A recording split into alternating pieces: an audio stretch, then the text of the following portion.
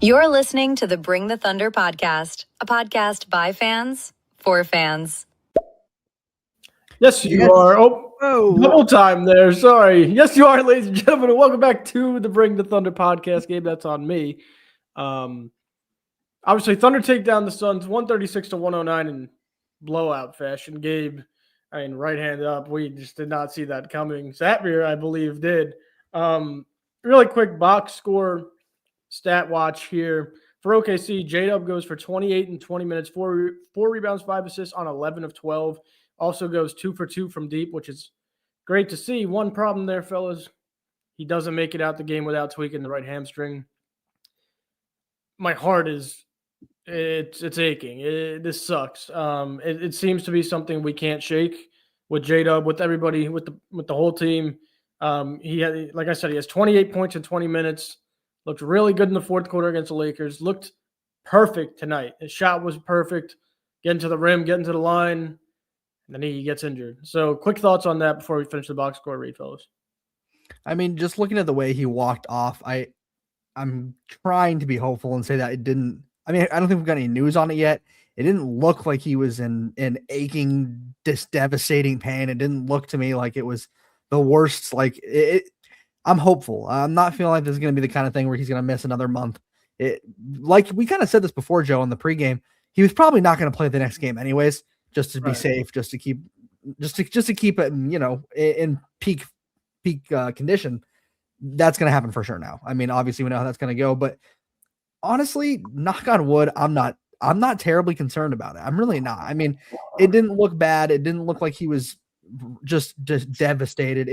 It just looked like it was uncomfortable. He left the game. He done what he needed to do, and he went to the locker room to nurse it. So knock on wood, I'm not too concerned, but it just sucks that we even had to see that happen instead of just have him simply check out and be done. Terrible. Yeah. I guess my quick thoughts would be, I don't know. Once you tweak it the first time around, it's similar to most other injuries. You tweak your ankle, it's more likely to get tweaked again. Same thing with the hamstring. That's something Luka Doncic is going through. A lot of players go through, and it's just kind of unfortunate. I was thinking he came back a little early because SGA was out, and I think that was probably the case. They probably wouldn't have brought him back if we didn't have just so many injuries and teams catching up to us when it comes to the first seed. Hopefully they're a little bit more precautious next go around. I think I'm cool with dropping down in terms of seeding at this point because Saturday, we're not dropping down. We just beat the Suns by fucking 40. We looked amazing, and Shea and AJ will be back soon. So we're not dropping down.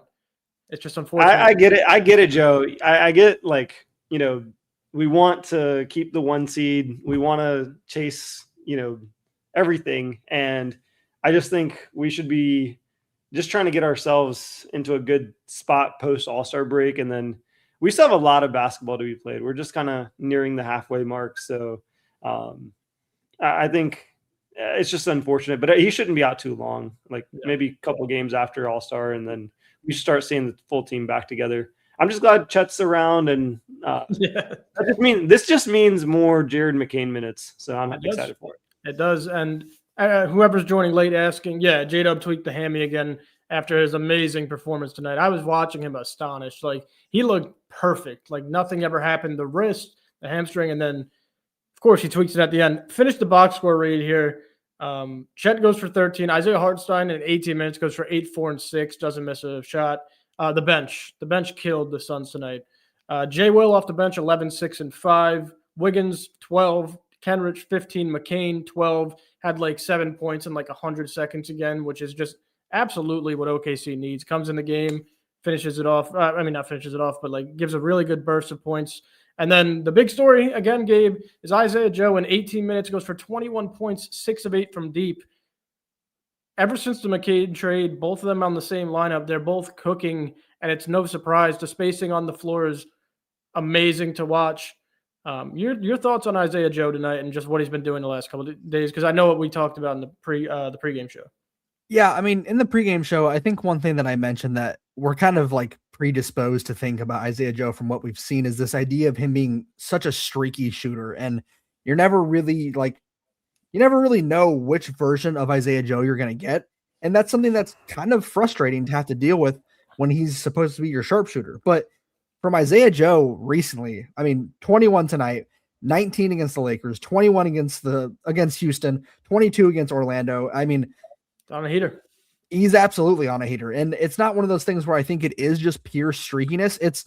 We have not seen a Thunder team that's got two guys who can knock down open threes on the same team at the same time. Yep. And it's like you said, the spacing is something we've just not gotten before. And Isaiah Joe's really stepped up when Shea's been out. He's taken on this new role of being less afraid to shoot. You mentioned it in the pregame. The volume that he's been shooting is incredible. I love to see him putting up this many shots. He had 10 shots tonight. He had put up 8 threes. He's 6 for 8. Yep. But knowing that he's feeling more confident, he's starting to knock down that shot.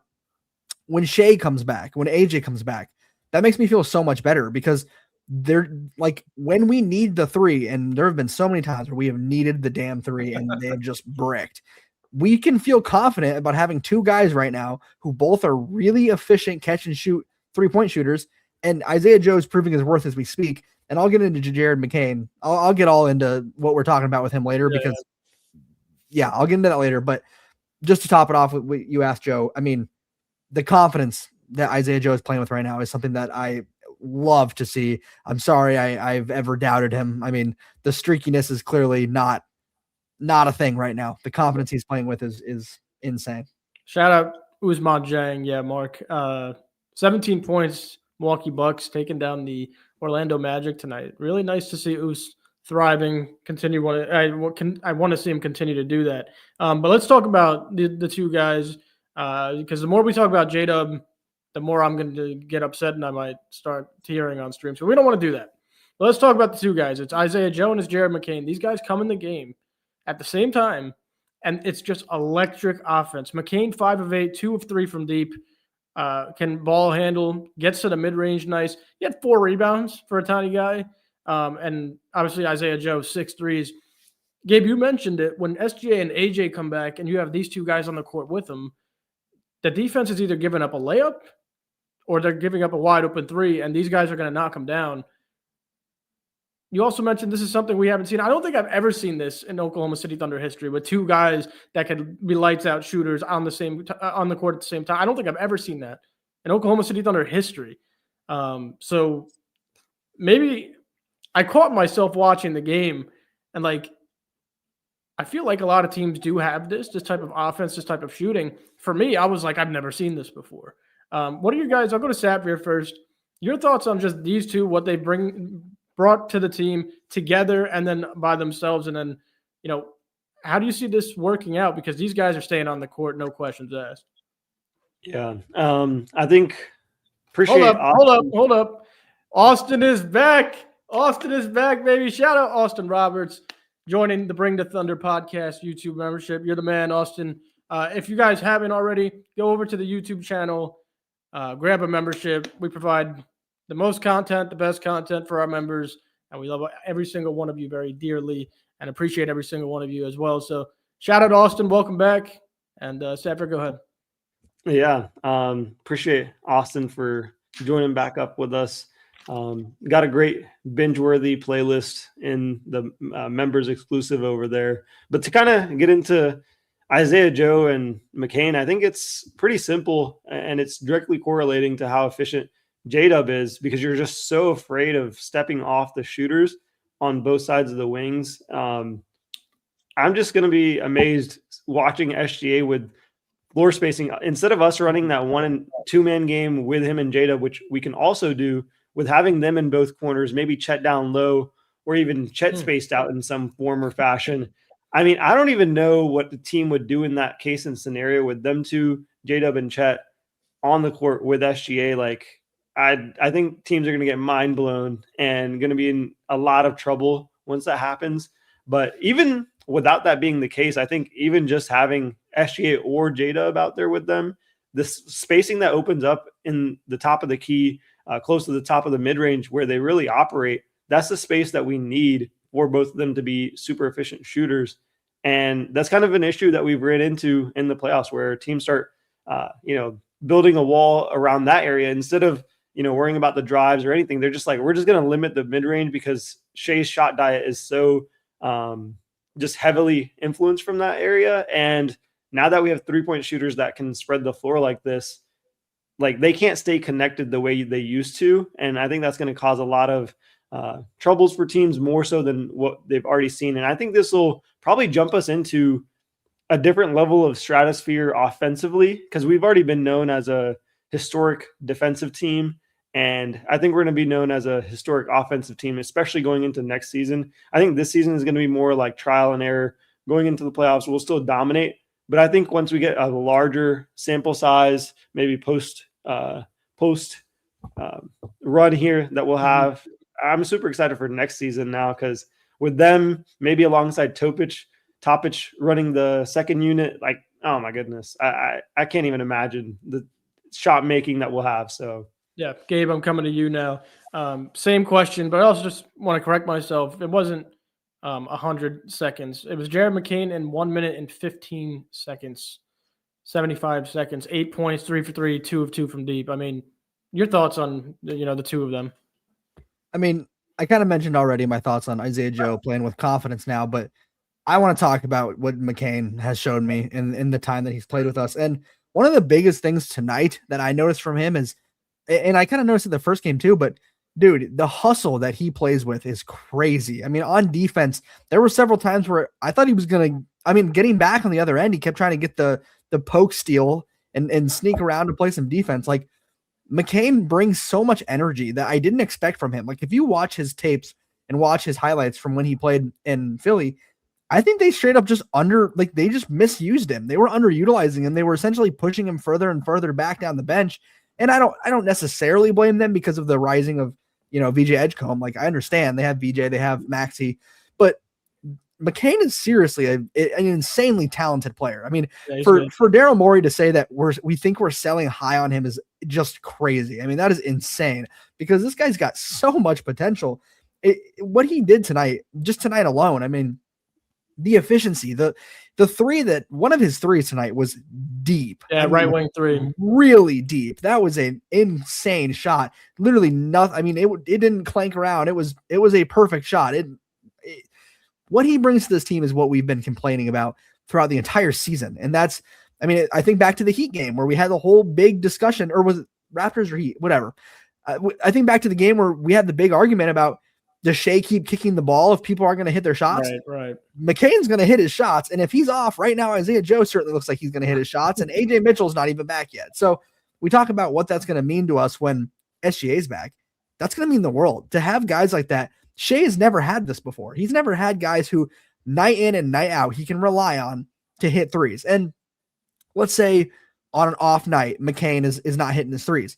We have so many guys who we've been getting along with who are inconsistent. Guys like, well, I'm not going to say inconsistent, but guys like Wiggins, guys like AJ, guys who maybe don't always hit their threes, but the odds of McCain, Wiggins, Joe, AJ, all being off on the same night are very, Case and Wallace, Lou Dort, all of them being off on the same night is so low. So Sam Presti is pretty much just ensured that every single night SGA will have somebody on the court who's going to be hitting their threes. Yep. We have never had this luxury. We have never had, and yeah, you're going to say, how can just getting one player do that? Look what's happening. We bring in McCain and Isaiah Joe suddenly starts playing incredibly. We bring in McCain. He's shooting more efficiently from three than he had been on the whole season pretty much. We bring in McCain and like everyone who's getting minutes just feels more rejuvenated. The whole team feels more rejuvenated, and having Jared McCain is absolutely doing that. So I'm so glad that Presti decided that was the move he was going to make. I think it was a perfect move. I think it's going to completely change the way the season goes. And SGA can feel really confident in the fact that if his 2 and 3 and Dub and Chet aren't on, he can kick it out to one of our 4 3-point shooters and 2 of them in Joe and McCain, who are shooting like 42% on catch and shoot wide open threes. Right. I couldn't be happier. Yeah, I don't think I could be either. I think we're in a really good spot. We'll get updates on JDub, I'm assuming by the end of the night or tomorrow. It obviously wasn't as bad. I mean, a hamstring tweak is a hamstring tweak. And like Satvir mentioned, like it's a reoccurring injury. But that one didn't look as bad as the one in Miami where he couldn't really move off the floor. He kind of, he tweaked it on the layup, the one that he actually missed. How crazy is that? The one shot he missed all night, he hurt his hamstring. But we'll see. He gets a little break here, and then we'll have some guys coming back. I mean, other than that, for this game, I mean, it was just pure dominance, and it was offensive and defensive. I know that they were missing Booker and Jalen Green. Well, we were missing Shea and AJ. So you get to see the teams. You got to see it in LA, and you got to see it today. Our bench unit is probably it's the best in the league now. From top to bottom, I think we have the best roster in the league. I think we're close to being one of the better offenses in the league when everyone's going to be healthy, and we have the best defense in the league. So my question to you guys is, where do we lose? Offense, defense, it's all covered now. Depth, it's all covered. I don't know. Satvir, I'll come to you first. That's a really difficult question for other teams to answer because we also have Topic coming up in the G League who could possibly start getting us minutes here, especially with the lack of point guard play that we have and maybe some extended time for JDub and SGA to get some extra rest.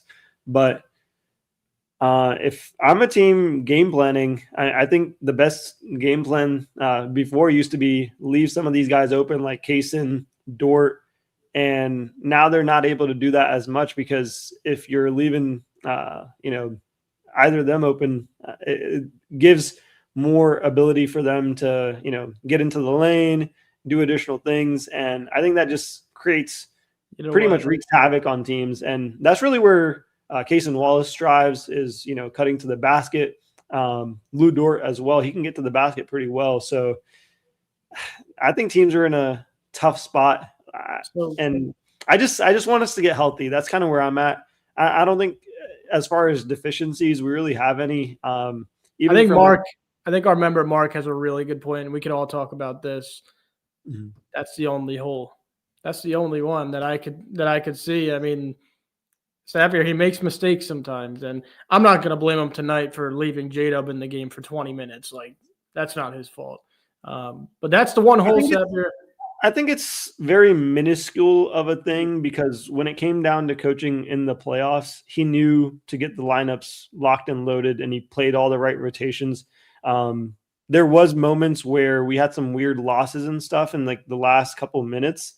But that's not always entirely just on coaching. Like, yeah, there were some timeouts he could have taken here and there, spots that we missed. But overall, we obviously won through the playoffs. And he's also one of the youngest coaches in the league. So he's also growing. And I think I've just conceded the fact that we're just going to be playing like all the people that we have available each single night. And he's just going to play them kind of more sporadically than not, just to kind of see what works, what lineups work, that type of thing for regular season wise. I think we've I know this is hard you may want to cover your ears, Joe.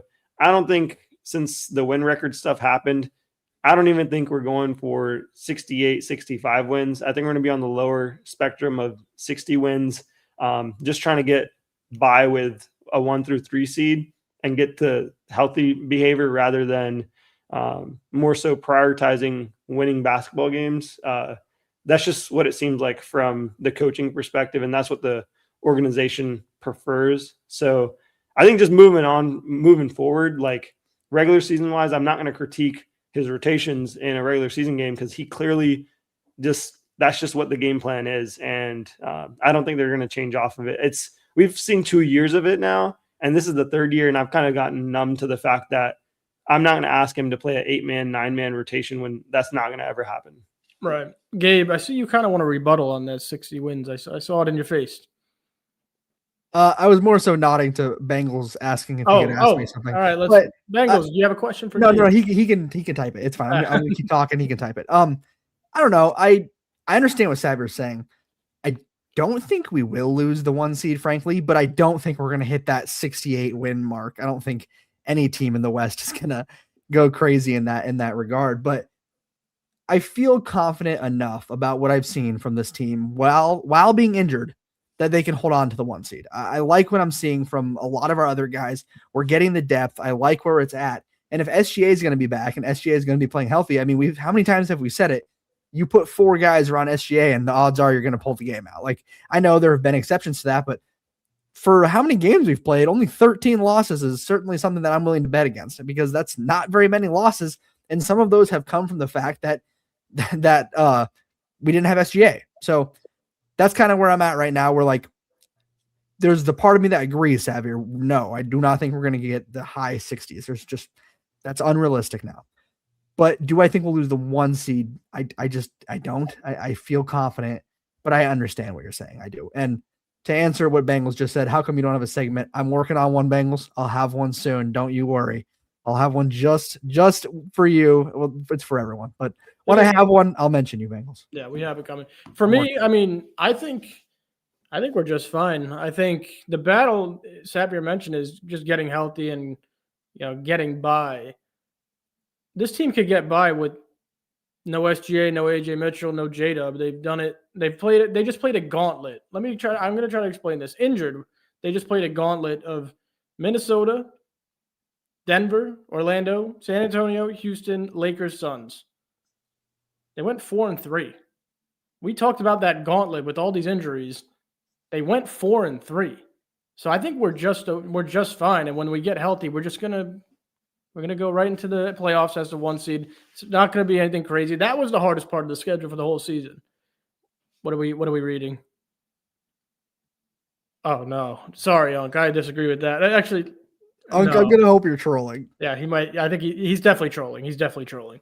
But we talked about it, right? Like, let's see what this team does with all these injuries. And then even SGA picked up the injury, and they still come out over 500 in that stretch. I think it'll just be a breeze right into the playoffs. The main things I agree with Satvir is they need to get healthy. They need to get healthy. If they get healthy, we saw tonight, they're not even healthy. They're missing their best player and their sixth man, and they're dominating the Suns, who were missing their best player too. But they still had the rest of their roster, and it was not even close. Not even close. This OKC team is completely different with Jared McCain and Isaiah Joe on the floor together. Offense is great. Defense is great. No one's stopping them right now. Regular season is just going to be a coast. That's my opinion. Anyway, Satvir, we're like 25 minutes in. Do you have some stats ready for us? Or do you need like 5 minutes? Truthfully, I did not have anything ready. All right, so take your time. I'll move on to something else. Fair enough. Moving on to something else would be Gabe. Coming to you first. Travis, if you're still in the chat, bro, I'm sorry. 3 times now. But Hartenstein, since he's come back, and this is something that Satvir has been kind of begging for. Not that it was a bad thing, but when Hartenstein got back, he wanted to see an increase in assists. Well, you're seeing it. He had a triple-double the other night. He had 6 tonight. He had like 8 the other game. I mean, I know SGA's out, so it gives him a little more opportunity to run the show. But now with the spacing, when SGA gets back, you have Hartenstein. You got the 2 shooters. I mean, what's the potential of Isaiah Hartenstein just like running the show the rest of the season? Yeah, I mean, little teaser here for you guys. We talked about it in a private members only video that we did. We did a segment about, I'm not going to give it away, but talking about keeping certain players.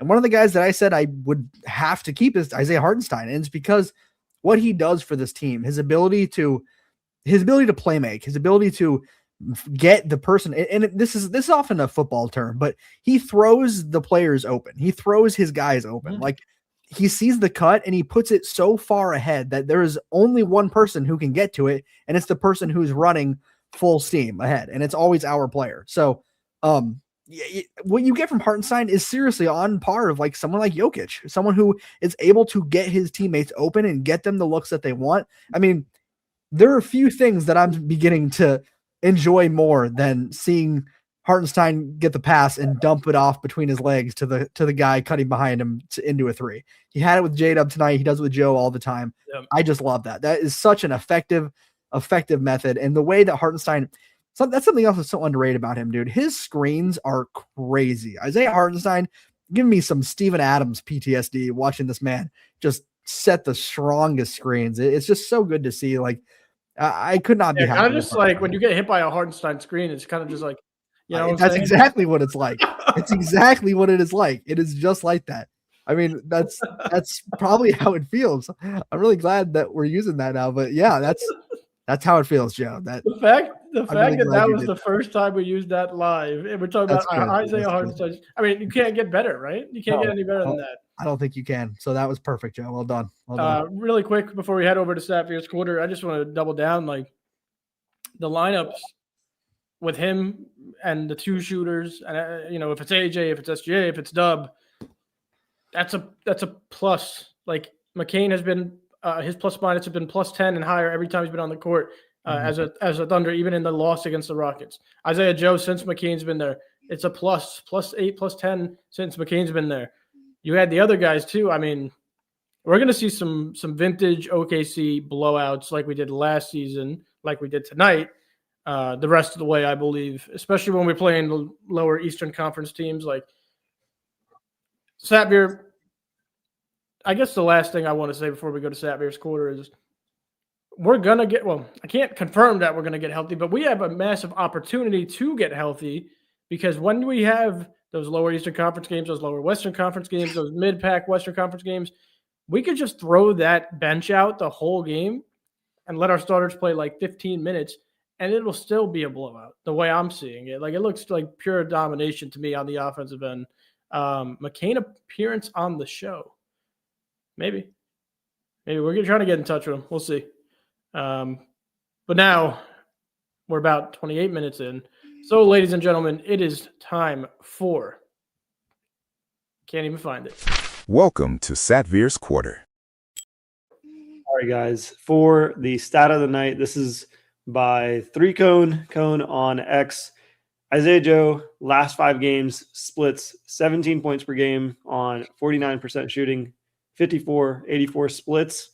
Jared McCain's first 3 games in OKC, 8 points per game, 50-50 splits in 16 minutes per game. In their minutes together, the Thunder are plus 47.2 with a 3-point percentage of 44%. I mean, they're clearly rising above their own stats in terms of 3-point shooting when they play on the floor together. I mean, I would count both of these guys 40 to 41% consistent shooters, even on contested looks and stuff like that. But considering they're probably going to get even more contested opportunities and they're already shooting near 44.5%, I mean, that's crazy that they're doing that right now. And that's just without, SGA, JDub, that type of thing. I finally figured out why Joe's laughing over there. So that's awesome. But yeah, he's TJ MH19. But we gotta put this guy in the corner, man. Here. Hey, buddy. You know what? Enough. Perfect timing. Enough. Anyway, yeah, I don't know if I could if we could. I feel like I'm over talking about it, but I'm just so excited about it, Satvir. Like, again, we just haven't seen something like this. Like Mark says, his range is lethal. His shooting's lethal. His shooting's so good, the NBA is putting him in the celebrity 3-point contest, guys. That's how good this guy is. But for real, it's a difference. It's a difference, and it's not even like Jared McCain's like a top 20 guy, right? It's just the pure shooting ability. The mid-range, the 3-point, it just opens up the floor for OKC, and it's something that we've been begging for since last trade deadline. And now we see it, and now it's clipped for the rest of the league. Yeah, and tonight we had a lot of guys in double figures as well. I thought that was awesome. We're 2-0 on our road trip. We finally got a 4-game lead on the first seed. 7 players in double digits. I mean, we can't really ask for much more. And then we're going into the Bucks versus Oos tomorrow night. One thing I did want to highlight that I didn't put into the Satvir's corner there, but we also got to see post game there.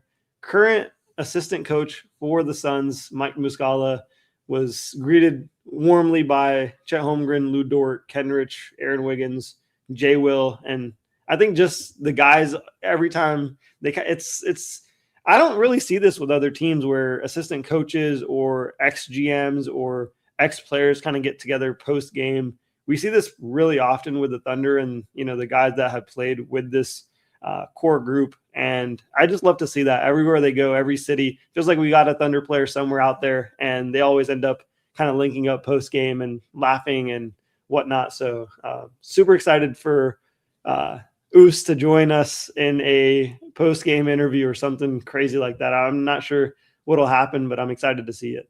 Yeah, we'll see them tomorrow. The Bucks coming to town, coming to OKC. We saw what happened to them the first time we played them. Now, tomorrow, I guess we could do a little preview. I'm not really expecting a lot of guys to play. Does that make sense to you guys? Like, I'm not expecting Chet to play. He got a little banged up today. He's not playing tomorrow. I might not even expect Hartenstein to play, to be honest with you. I know he didn't play much today at all, but we're playing the Bucks. Let's just – am I wrong for saying let's just get a win, rest some guys, and go into the All-Star break and try to get our boys back? I would say that. Yeah, you go, Satvir. I was going to say that's fair, but I do think we should have like Hartenstein and some of the guys out there because this Bucks team just picked up Cam Thomas and they still have competent players. Their record may not indicate – I mean, their record's definitely not indicating kind of the team that they're at. And so I wouldn't take them too lightly, especially when you got like a hungry group of guys. So I definitely think we should play the guys that are available. Like if they're healthy enough, they have plenty of rest going into All-Star break. We should just secure the win early and then rest the guys during the game rather than not play them at all. I think that's just kind of dangerous waters, and we don't want to be in Utah Jazz territory. So I feel you. Well, apparently we're worse, right? We're the ones getting investigated. So that investigation, I want to comment on that. That's not going to get, that's not going to really go anywhere. We've been investigated multiple times for something like this. And you think the Thunder or any organization is going to tell them themselves that they're resting guys? Like that's the most ridiculous thing ever.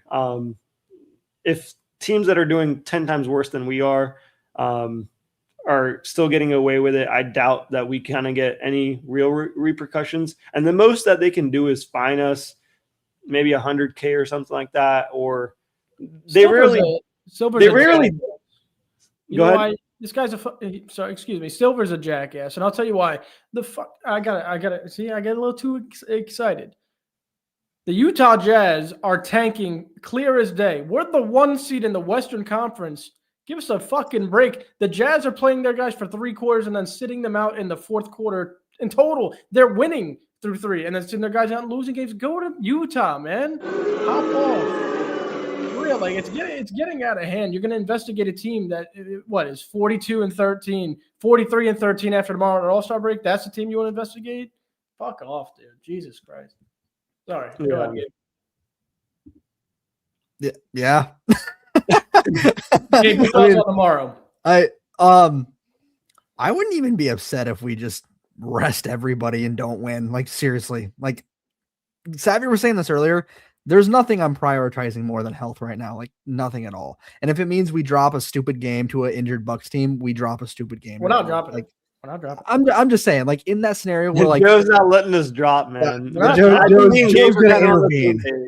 Joe's intervening. Look at what the bench did tonight. We're not dropping shit.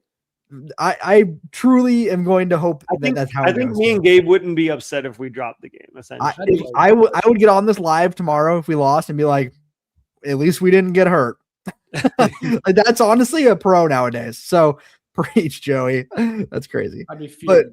But it's just one of those things where I'm just like, it's okay. I'm okay if we drop a stupid game because we're trying to help people not get hurt. So if that's what happens, that's what happens. Like Joe, yeah, sure. I would love to see our bench do what they did tonight, and I'd love to see us kick the shit out of the Bucks. If we don't, I'm going to wake up the next day perfectly fine. We're going to kick the shit out of the Bucks. It's going to be terrible. We beat the shit out of the Bucks in Milwaukee when they had Giannis. Sorry. Bro, it's going to be miserable for the Bucks tomorrow night.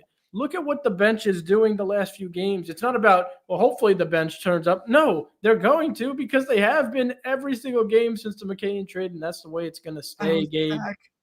How is he back? He's back. The sound effects are killing. Yeah, the sound effects are good, man. We're working them out. We can't do all of them though because they'll take it down.